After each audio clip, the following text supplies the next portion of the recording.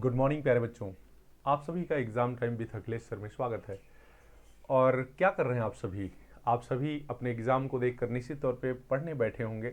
और इसी बीच मैं आपको और जोश दिलाने के लिए, आपकी तैयारी को और पुख्ता और मजबूत करने के लिए लेकर हाजिर हूँ सामाजिक विज्ञान का अर्थशास्त्र वाला पार्ट। अर्थशास्त्र थोड़ा सा टफ लगता है बच्चों को, लेकिन दुनिया में कोई ऐसी चीज़ नहीं है, कोई ऐसा शास्त्र नहीं है, कोई ऐसा विषय नहीं है जिसको मन से पढ़ाया और समझाया जाए तो बच्चे ना समझ जाएं।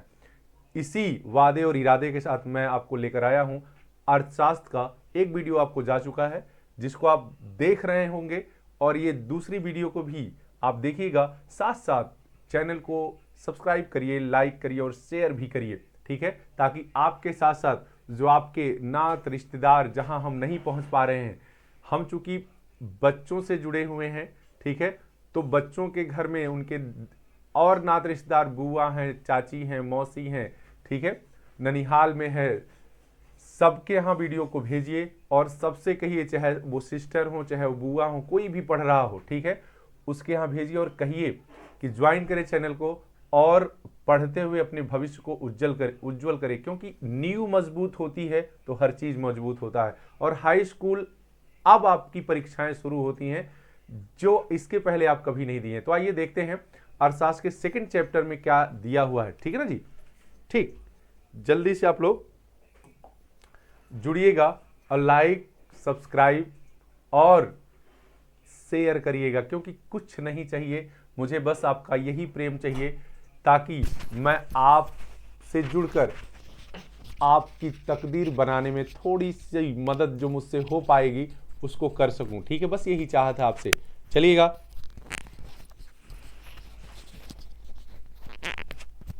थोड़ा सा माइक को सही कर लेता हूं, एक आवाज की थोड़ी प्रॉब्लम आ जाती है, ठीक है। आइए देखते हैं। देखिएगा, इस अगर चैप्टर की बात करें तो इस चैप्टर का नाम है आपका अर्थ व्यवस्था के क्षेत्रक। क्या है? क्षेत्रक, ठीक है। आपको पढ़ाते समय मैंने बताया था अर्थव्यवस्था के क्षेत्रक से तात्पर्य क्या है। अर्थ का मतलब होता है धन, व्यवस्था का मतलब कोई भी आदमी जो समाज में रह रहा है, ठीक है, वो धन की व्यवस्था कहां से कर रहा है, ठीक है, वो जहां से भी कर रहा है उन सभी को आर्थिक क्रिया कहते हैं। क्या कहते हैं? आर्थिक क्रिया। आर्थिक क्रिया क्या होती है? अर्थ को पाने के लिए, अर्थ को यानी धन को प्राप्त करने के लिए मनुष्य द्वारा जो कुछ भी काम किया जा रहा है उन सभी कामों को आर्थिक क्रिया कहते हैं। अब अध्ययन की सुविधा की दृष्टि से इन्हें विभिन्न क्षेत्रों में बांट दिया गया है, ठीक है, इन्हें विभिन्न क्षेत्रों में बांट दिया गया है। आपके क्लास तक प्राथमिक, द्वितीयक और तृतीयक आर्थिक क्षेत्रक दिए गए हैं। समझ में आ गई बात? बिल्कुल समझ में आ गई होगी, इससे ज्यादा इसमें कुछ है ही नहीं है। और अब आप सारे प्रश्नों का हल बहुत बखूबी से दे सकते हैं। देखिएगा, पहला क्वेश्चन आपका है कि निम्नलिखित में से कौन प्राथमिक क्षेत्र के अंतर्गत आता है? प्राथमिक क्षेत्र के अंतर्गत आता है तो आपको मैंने पढ़ाया है जब, ठीक है, जिन बच्चों की क्लास नहीं ले पाया हूं मैं, या जो बच्चे क्लास नहीं देख पाए थे, देखिए मैं यही आपको बता देता हूं, ठीक, क्या बता देता हूं कि देखिए प्राथमिक क्षेत्रक, प्राथमिक क्षेत्रक में क्या होता है, थोड़ा सा टाइम लूंगा मैं इसमें, इसके बाद आपका सारा प्रश्न ही क्लियर हो जाएगा।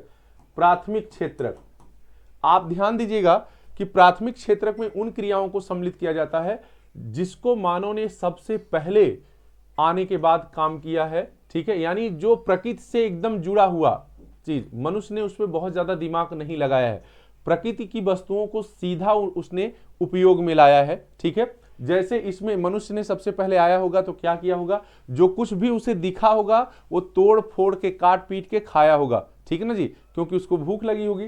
तो इसमें देखिए क्या आया, शिकार। क्या सबसे पहला क्या, मनुष्य ने शिकार किया, ठीक है, इसी को आखेट भी कहते हैं, आखेट। क्लियर हो गया? फिर इसके बाद जब शिकार किया, क्या किया, शिकार किया, तो शिकार जो स्थल पे पशु थे, जीव थे, जानवर थे, उनको मारकर खाया वो शिकार। अगर पानी में वही चीज किया तो जलीय जीवों को मारा, जिसे मत्स्यन कहेंगे। क्या कहेंगे? मत्स्यन। ये शब्द कठिन लगे तो आप जानेंगे मछली पकड़ना, मछली पकड़ना या मारना, मछली मारना, ये तो समझ में आ रहा होगा, मछली पकड़ना या मछली मारना। फिर आगे क्या किया होगा कि उसको समझ में आया होगा कि भाई रोज भूख लगती है तो रोज हम शिकार करने दौड़ते हैं, तो क्यों ना हम इन्हीं जीवों को अपने पास पाल लें। क्या कर ले, इन्हीं जीवों को अपने पास पाल ले, तो पशुपालन शुरू हुआ होगा। क्या शुरू होगा, पशुपालन। क्लियर हो रहा है, बिल्कुल क्लियर होगा, बस केवल ध्यान देने की बात है। पशुपालन किया होगा। इसके बाद देखिएगा फिर क्या किया होगा, जब इसके पास पशु भी आ गए तो वो आप जान लीजिए फल फूल भी तोड़ ताड़ के खा रहा होगा, कंदमूल जितना भी मिल रहा होगा सब, तो उन बीजों को इकट्ठा करके बोना शुरू किया। ठीक है, कृषि, क्या, कृषि, अब शुरू हुई कृषि। समझ में आई बात। और जब वो नदी घाटियों के किनारे बस रहा था तो वो देख रहा था कि नदियां जब घाटियों का निर्माण करती हैं तो परतों में पाई जा रही है धरातल, क्या है, मिट्टी परतों में पाई जा रही है, जिसमें उसके यूज के कंकड़ पत्थर भी उसे मिले। ठीक है, तो ये आ गया खनन में। क्या आ गया, खनन में।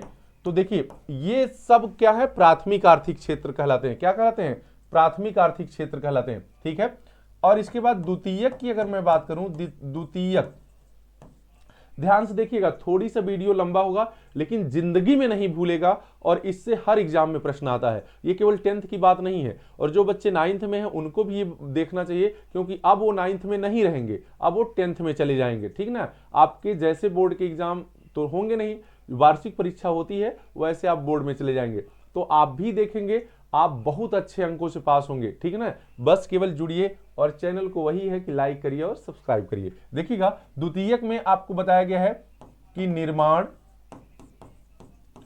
ठीक है, विनिर्माण और उद्योग। ठीक है, उद्योग, उद्योग में चाहे जो भी उद्योग है, अब ये द्वितीयक आर्थिक क्रिया, क्यों, ये प्राथमिक हो गई, ये द्वितीयक हो गई। मनुष्य के जैसे जैसे आगे बढ़ता गया उसकी आवश्यकताएं भी बढ़ती गई। जब प्रकृति पर निर्भरता धीरे धीरे और बढ़ गई तो प्रकृति की वस्तुओं को क्या किया मनुष्य ने, बदलना शुरू किया। जैसे कपास से रुई बनाया, उससे फिर धागा बनाया, फिर कपड़ा बनाया। समझ में आई बात। पेड़ों के छालों से तमाम तरह की वस्तुएं बनी, पेड़ों के तनों से तमाम तरह की वस्तुएं बन रही हैं। ठीक है, कुल मिलाकर प्रकृति की प्राकृतिक वस्तुओं का जब रूप परिवर्तित करना शुरू किया मनुष्य, तो उसी परिवर्तन के जगह को ही उद्योग कहा गया, और वहीं निर्माण और विनिर्माण का काम शुरू हुआ। तो निर्माण विनिर्माण ये सब क्या है, द्वितीयक आर्थिक क्रिया है। इसमें सभी प्रकार के उद्योग शामिल हैं, सभी प्रकार के उद्योग। क्लियर, सभी प्रकार के उद्योग शामिल हैं। क्लियर हो गया, चाहे वो सूती वस्त्र हो, चाहे लोहा हो, चाहे सिलाई सेंटर हो, जहां कहीं भी आप जान लीजिएगा कोई वस्तु का निर्माण हो रहा है, प्रकृति से सीधे नहीं आ रही चीजें, वो सब द्वितीयक में आती हैं। इसके बाद एक तृतीयक आर्थिक क्रिया है, मैं यहां जगह है बता दे रहा हूं, तृतीयक आर्थिक क्रिया। ठीक है, या तृतीयक क्षेत्रक में क्या होता है, तो इसमें वह सभी काम आते हैं जिसका उत्पादन नहीं होता है। ठीक, केवल सेवा के रूप में वो सब चीजें हैं। जैसे देखिएगा, सेवाएं, बैंकिंग, ठीक है, व्यापार, परिवहन, संचार,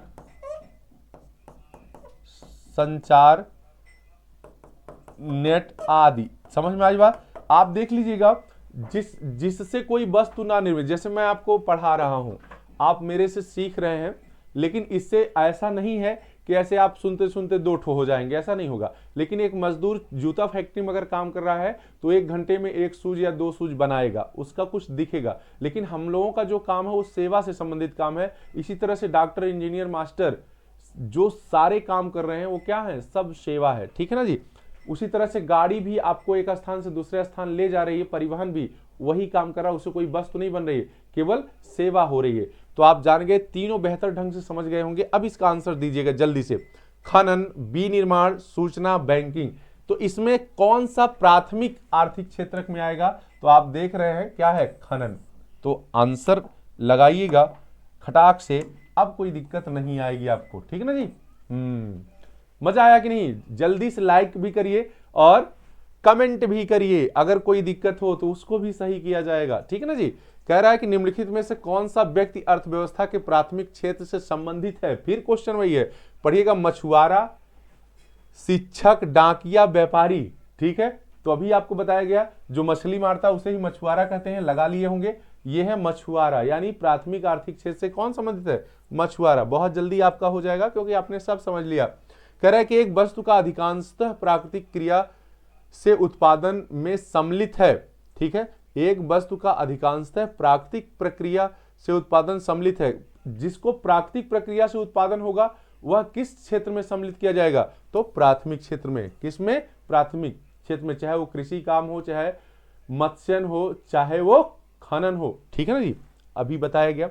कह रहा है कि औद्योगिक क्रियाओं को किस आर्थिक क्षेत्र में रखा जाता है। अभी मैंने बताया उद्योग को किस में रखेंगे, क्या प्रथम में रखेंगे, नहीं, क्या तृतीयक में रखेंगे, नहीं, द्वितीयक में रखेंगे। उद्योग किस क्रिया में है, द्वितीयक में है, ठीक है ना जी। फिर कह रहा है कि भारत में आर्थिक गतिविधियों में तृतीयक क्षेत्र में कौन शामिल है। तृतीयक क्षेत्र में कौन शामिल है, कृषि, नहीं, सेवाएं, कौन, सेवाएं। तो बहुत अच्छा, गुड, ठीक है। आप लगा लीजिएगा और बताइएगा मुझे कमेंट करके कि आपके टोटल प्रश्नों में से कितना सही हुआ, ठीक है ना जी। तब न तैयारी का आकलन होगा। हाँ, कह रहा है कि अंतिम वस्तुएं एवं सेवाएं क्या होती हैं। अंतिम वस्तुएं और सेवाएं क्या होती हैं। देखिए, आपको बताए हैं कि अंतिम वस्तु उसे कहते हैं जिसको आप खा पी के खत्म कर दें, फिर वो किसी दूसरे को ट्रांसफर ना करे। जैसे अगर किसी दुकान पर कोई वस्तु आई है, जैसे आप टॉफी खरीदने गए, टॉफी दुकान पर है तो अंतिम नहीं है, लेकिन टॉफी लेकर आप खा लिए तो अंतिम हो जाएगी। क्या हो जाएगी, अंतिम।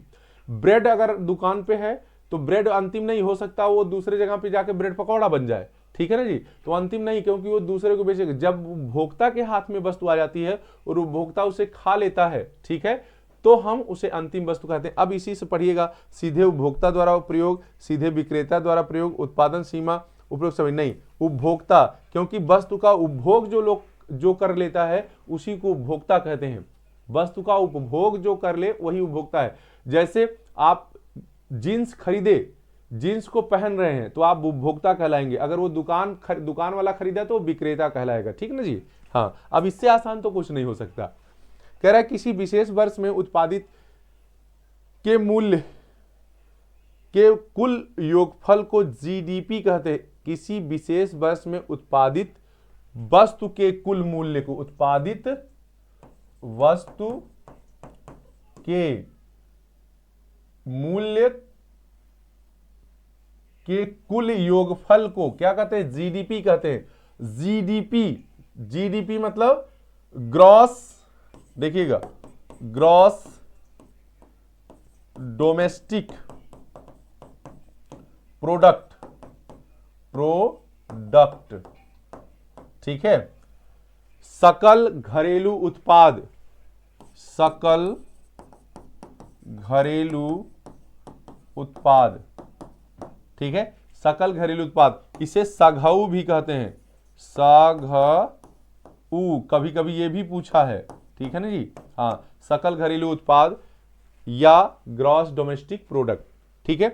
तो ये एक वित्तीय वर्ष, माने एक वित्तीय वर्ष में देखा जाता है। एक वित्तीय वर्ष मैंने पढ़ाया है तो आपको बताया है, ये कब से कब होता है, 1 अप्रैल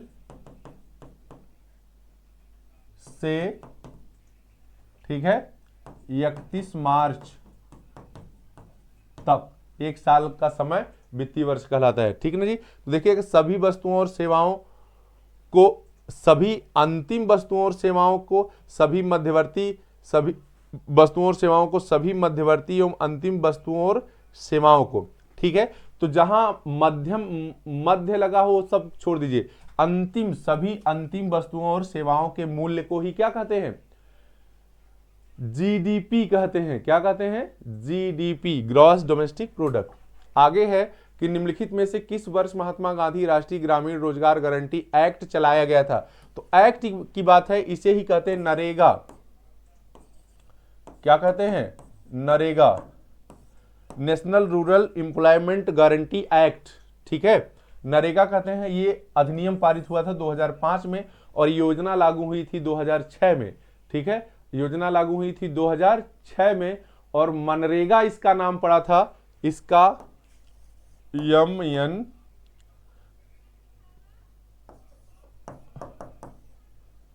मनरेगा, मनरेगा ये है नरेगा, ठीक है। ये मनरेगा हुई थी 2009 में, गांधी जी का नाम इसमें जोड़ दिया गया था, ठीक है, जिसमें 100 दिन का रोजगार देने की बात की जाती है ग्रामीण लोगों के लिए, ठीक है, बताया गया, पढ़ाया गया बहुत अच्छे से। कह रहा है संगठित क्षेत्र के अंतर्गत कौन सा अधिनियम शामिल है, ठीक है। संगठित क्षेत्र के अंतर्गत, संगठित क्षेत्र आपको बताया गया है कि ऐसा क्षेत्र जिसमें वेतन, काम का समय, छुट्टी, ठीक है, सब कुछ निर्धारित हो, उसे हम संगठित क्षेत्र कहते हैं, ठीक है।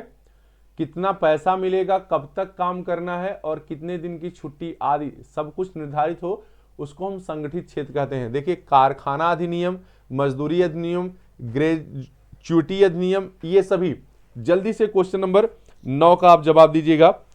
तो देखिए कारखाना अधिनियम भी उसी से जुड़ा है, मजदूर अधिनियम भी उसी से जुड़ा है और ग्रेच्युटी अधिनियम भी उसी से जुड़ा है, तो ये सभी इसका आंसर होंगे, ठीक है। ये सभी संगठित क्षेत्र के अंतर्गत अधिनियम जो है शामिल है।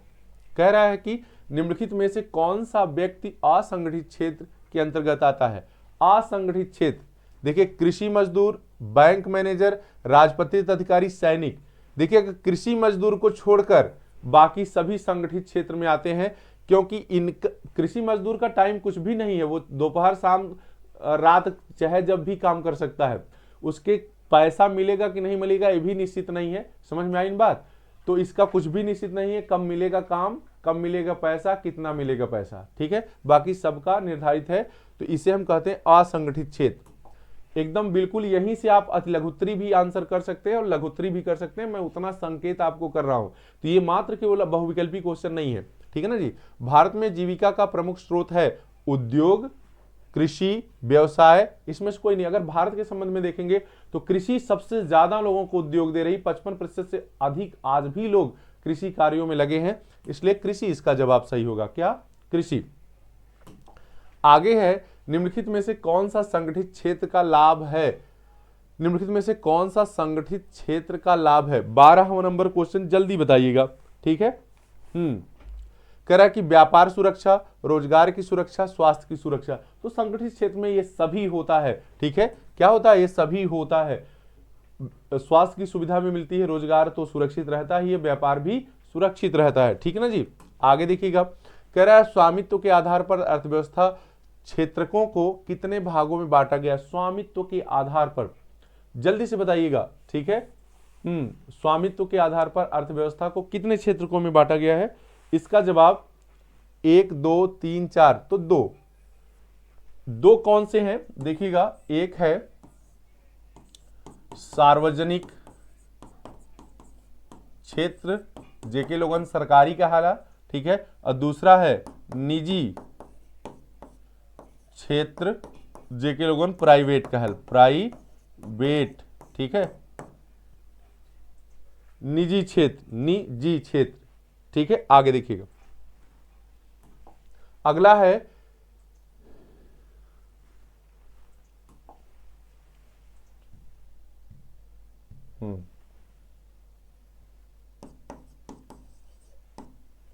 अगला देख लीजिएगा। कह रहा है कि सार्वजनिक और निजी क्षेत्र किस आधार पर विभाजित होते हैं। तो अभी इसका आंसर आपने देखा है, ठीक है। अथवा ये प्रश्न आ जाए सार्वजनिक और निजी क्षेत्र का वर्गीकरण निम्नलिखित में से किस आधार पर किया गया है, तो किसके आधार पर? उद्यमों के स्वामित्व के आधार पर। स्वामी का मतलब होता है मालिक कौन है, स्वामी का मतलब कौन होता है? स्वामी मतलब मालिक, उसकी देखरेख कौन कर रहा है, क्या उत्पादन होगा ये कौन निर्णय ले रहा है, ठीक है ना जी, उसी को मालिक कहते हैं। आगे कह रहा है कि द्वितीयक क्षेत्रक को अन्य किस नाम से जाना जाता है। प्राथमिक क्षेत्रक, खनन क्षेत्रक, औद्योगिक क्षेत्रक। क्या? औद्योगिक क्षेत्रक। द्वितीयक क्षेत्र को उद्योग से औद्योगिक बना है, कोई और अंतर नहीं है। आप ये सब जान गए हैं, अब एकदम दिमाग में बैठ जाएगा और रटना नहीं, समझ के साथ बैठेगा। कह रहा है 2017-18 में द्वितीयक क्षेत्र में कितने प्रतिशत श्रम को रोजगार प्राप्त था? जल्दी से बताइएगा, कितने प्रतिशत श्रम को रोजगार प्राप्त था? तो इसका आंसर है 25%। लिख लीजिएगा, 2 बार लिखेंगे तो याद हो जाएगा। क्लियर ना जी? आगे देखिए, अगला प्रश्न है कि ग्रीन इंडिया मिशन किस वर्ष आरंभ किया गया था? Green India mission, green India mission किस वर्ष आरंभ किया गया था? जल्दी बताइएगा। 17 नंबर क्वेश्चन का आंसर है GIM, ग्रीन इंडिया मिशन कब दिया गया था? 2017। अरे 2017 कह रहे हैं, 17 नंबर प्रश्न का आंसर दे दिए होंगे, तो इसका आंसर है 2014 में, 2014 में। अगला है कि निम्न में से किसको कृषि क्षेत्र कहते हैं? कृषि क्षेत्र कहते हैं। कृषि क्षेत्र क्या भाई? प्राथमिक क्षेत्र है। कितनी बार क्वेश्चन आ चुका है। अगला है कि सार्वजनिक उद्यम का स्वामित्व निम्नलिखित में से किसके पास होता है? सार्वजनिक उद्यम का स्वामित्व निम्नलिखित में से किसके पास होता है? निजी स्वामी के पास, सरकार के पास। ठीक है, सार्वजनिक जो सरकारी, सार्वजनिक मतलब सरकारी, सीधे सीधे आप समझिए, केवल कहने का ढंग अलग है, बाकी बात वही है। ठीक है ना जी? आगे देखिएगा, कह रहे निम्नलिखित में से कौन सी आर्थिक गतिविधियां तृतीय क्षेत्र में हैं? तो तृतीय क्षेत्र में देखिए, मिला लीजिए, मधुमक्खी पालन, नौ कृषि, अध्यापन, किसी कॉल सेंटर में काम करना। ठीक, अब देखिए आर्थिक गतिविधियां तृतीय क्षेत्र में हैं, तो देखिए बैंकिंग भी है, क्या है? बैंकिंग में भी है, और अध्यापन भी है, अध्यापन भी है, और ये आपका नहीं है, ये अब ध्यान देना पड़ेगा, क्षेत्रक में नहीं है, यानी मधुमक्खी पालन नहीं, ये तीनों तो हैं। ठीक है, यानी इसका आंसर क्या होगा? अब आप ऐसे सही कर लीजिए, इसका आंसर क्या सही होगा? देखिए, नहीं तो कंफ्यूज हो जाएंगे आप। इसका सही देखिए, ये और ये तीनों हैं, तो यही जो है क्या है? ये प्राथमिक में है, बाकी सब तीनों में है, प्राथमिक में है, बाकी सब तृतीय में है। ठीक ना जी? हाँ, प्रश्न नहीं ध्यान में नहीं रहेगा तो गलत हो जाएगा। इस तरह से आपका ये दूसरा चैप्टर भी समाप्त हो गया, बहुत ही आसानी के साथ आप समझ पाए होंगे। तो बस इतना ही, हंसते रहिए, मुस्कुराते रहिए और अपनी तैयारी करते रहिए। ठीक है, बाय बाय।